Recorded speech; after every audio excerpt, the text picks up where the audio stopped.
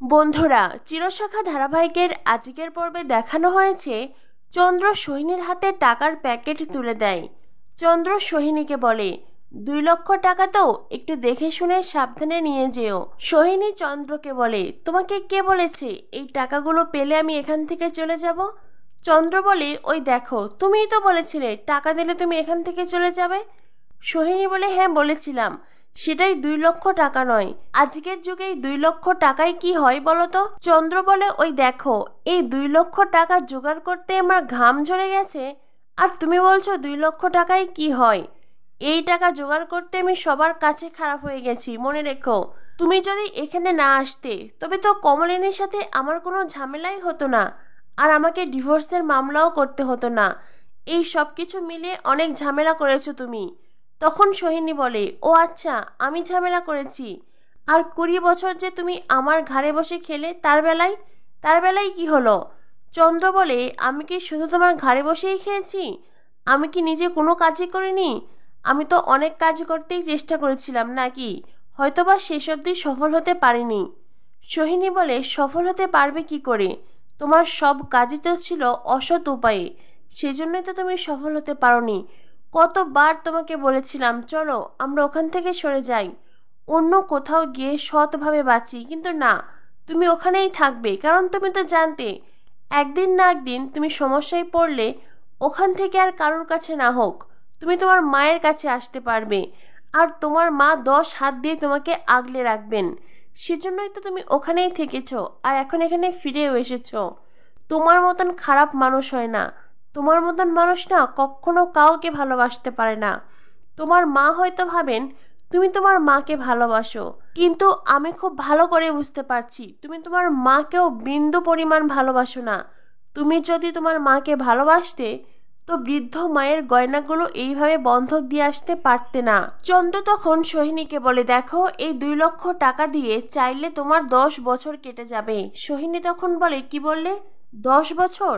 2 লক্ষ টাকা দিয়ে কখনো 10 বছর কাটানো যায়? চন্দ্র বলে, দেখো, আমি তোমাকে ফ্রিতে একটা উপদেশ দিচ্ছি, পরামর্শও বলতে পারো। তুমি এই 2 লক্ষ টাকা থেকে 1.5 লক্ষ টাকা কোথাও কোনো কাজে লাগাবে, সেখান থেকে যা লাভ হবে সেই দিয়ে সংসার চালাবে, আর বাকি 50,000 টাকা নিজের কাছে রেখে দেবে, যদি কোনো বিপদ আপদে লাগে আর কি।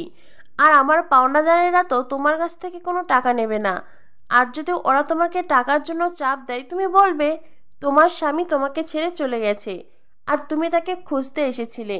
সোহিনী বলে, আর কত মিথ্যে বলবো বলো তো? তুমি আমাকে আর কত মিথ্যে শেখাবে? চন্দ্র বলে, দেখো, বাঁচতে হলে তো তোমাকে এতটুকু মিথ্যে বলতেই হবে। এমন তার নয় যে আমি ওখানে লক্ষ লক্ষ টাকা ইনকাম করেছি আর সেই টাকা নিয়ে এখানে পালিয়ে এসেছি। আমি তো শূন্য হাতেই এসেছি, বরং এই যে আমি তোমাকে 2 লক্ষ টাকা দিলাম, এটাই তো তোমার কাছে অনেক বড় বিষয়। এখন আবার আমার কত কাজ বলো তো? কোর্টে যেতে হবে, কেস লড়তে হবে। সোহিনী বলে, তোমার কি মনে হয় অতগুলো গয়না বিক্রি করে তুমি এই 2 লক্ষ টাকা পেয়েছো আর আমি সেটাকে বিশ্বাস করব? চন্দ্র বলে, আমার তো কিছুই নেই, আমার তো শূন্য হাত পা, আর আমাকেও তো বেঁচে থাকতে হবে, আর সেজন্যই সামান্য কিছু অর্থ রেখেছি, খুব বেশি নয়। সোহিনী বলে, আর তোমার কি মনে হচ্ছে এই 2 লক্ষ টাকা দিয়ে আমি আমার মেয়েকে পড়াশোনা শেখাতে পারবো? ওর কলেজের বেতন, ওর টিউশনির টাকা, সেগুলো কোথা থেকে আসবে শুনি? চন্দ্র সোহিনীকে বলে, ওগুলো তো বাড়তি হিসেব, তুমি তোমার মেয়েকে পাড়ার স্কুলে ভর্তি করিয়ে দাও, আর তুমি তো লেখাপড়া জানোই, নিজেই নিজের মেয়েকে পড়াবে, ব্যাস। দেখো, বড় হওয়ার হলে, মানুষ হওয়ার হলে পাড়ার ছোট স্কুল থেকেও হবে। দেখো, তোমার মেয়ের যদি বড় হওয়ার হয় তো ওই পাড়ার কলেজ থেকেও হতে পারবে, আর যদি সে বড় না হওয়ার হয় তাহলে যতই ভালো ভালো কলেজে পড়াশোনা করো না কেন, কোনো লাভ হবে না। এরপরেই সোহিনী বলে, চন্দ্র, আজ আমি বুঝতে পারছি তোমার মতন অত্যন্ত খারাপ মানুষকে বিয়ে করে আমি জীবনে কি ভুল করেছি। তবে জানো তো, আমি সবাইকে চিৎকার করে তোমার এই মুখোশটা খুলে দিতে পারছি না বলতে, কারণ আমি তো আটকা পড়ে গেছি। আমার একটা মেয়ে আছে, তার কথা ভাবতে হচ্ছে আমাকে। একদিন দেখো, আমি আমার মেয়েটাকে ঠিকই মানুষের মতন মানুষ তৈরি করব, আর সেই দিন আমার মেয়েটা এসে তোমার কাছ থেকে জবাব চাইবে। আমার মেয়ে এসে তোমার কাছ থেকে জানতে চাইবে তুমি কেন এমনটা করলে। তোমার জন্য, তোমার এইসব কাজের জন্য আমার মেয়েটা দিন দিন মানসিক ট্রমায় যাচ্ছে। তুমি কি সেটা বুঝতে পারছো? আচ্ছা চন্দ্র, একটা কথা বলো তো, আমার মেয়েটা ওখানে না খেয়ে পড়ে থাকবে, আর তুমি এখানে ভালো মন্দ খেতে পারবে? তোমার গলা দিয়ে খাবার নামবে? চন্দ্র সোহিনীকে বলে, ভগবান সবার ভাগ্য যার যার মতন করে লিখে রেখেছে, সবাই যে যার ভাগ্য নিয়ে এসেছে। এখন যদি তোমার মেয়ের ভাগ্যে না খেয়ে থাকার লেখা থাকে, তো আমি যতই চেষ্টা করি না কেন তাকে খাবার খাওয়াতে পারবো না। আবার দেখো, যদি আমার ভাগ্যে খাওয়া লেখা থাকে, তো তুমি যতই চেষ্টা করো না কেন, যতই আমাকে জেলে পাঠাতে চাও না কেন, আমাকে না খাইয়ে রাখতে চাও না কেন, তুমিও সেটা করতে পারবে না। রোহিণী বলে, মাঝে মাঝে মনে হয় তোমার স্ত্রী কমলিনী যেটা করছে সেটা একদম ঠিক, তোমার মতন মানুষের সাথে ঠিক এমনটাই করা উচিত। আর মাঝে মাঝে এটাও মনে হয় স্বতন্ত্র বাবুর মতন একজন মানুষ আছেন বলেই কমলিনী হয়তো বেঁচে আছে। তখনই চন্দ্র হাসতে থাকে। চন্দ্র বলে, স্বতন্ত্রের কথা বলছো? ওই বেটা তো আমার বউকে বিয়ে না করেই তাকে সারা জীবন ভোগ করে গেল, আর আমার পরিবারের জন্য সামান্য কিছু অর্থ খরচ করতে পারবে না? ওটা কোনো বিষয় নয়। তখনই সোহিনী বলে, ছি, তোমার মন এত নোংরা! তোমার মন নোংরা বলেই তোমার মুখ দিয়ে এতটা নোংরা কথা বের হয়। একটা কথা মনে রেখো চন্দ্র, আমার যখন এই টাকাগুলো ফুরিয়ে যাবে আমি কিন্তু আবার এখানে আসব। চন্দ্র বলে, ও মা, তোমার যখন টাকা ফুরিয়ে যাবে তোমার আসার কি প্রয়োজন? আমি নিজেই তোমাকে টাকা দেব যদি আমার টাকা দেওয়ার হয়। আর যদি টাকা দেওয়ার না হয় তো তুমি এলেও তো টাকা পাবে না। দেখো সোহিনী, একটা কথা কিন্তু ঠিক, তুমি যতই বলো আমাদের বিয়ের কাগজ আছে, আসলে তো কোনো কাগজ নেই। আমাদের বিয়ে তো রেজিস্ট্রি হয়নি। একটা বিয়ে থাকতে কি অন্য বিয়ে করা যায় নাকি? তাই আইনত তুমি কিচ্ছু করতে পারবে না। কবে তোমার সাথে থাকতাম, কোথায় থাকতাম, এই সব কিছু প্রমাণও করতে পারবে না, কারণ তোমার কাছে তো টাকা নেই। সোহিনী বলেছি, তুমি এতটা নোংরা! এ বলে সোহিনী চন্দ্রের জামার কলার চেপে ধরে।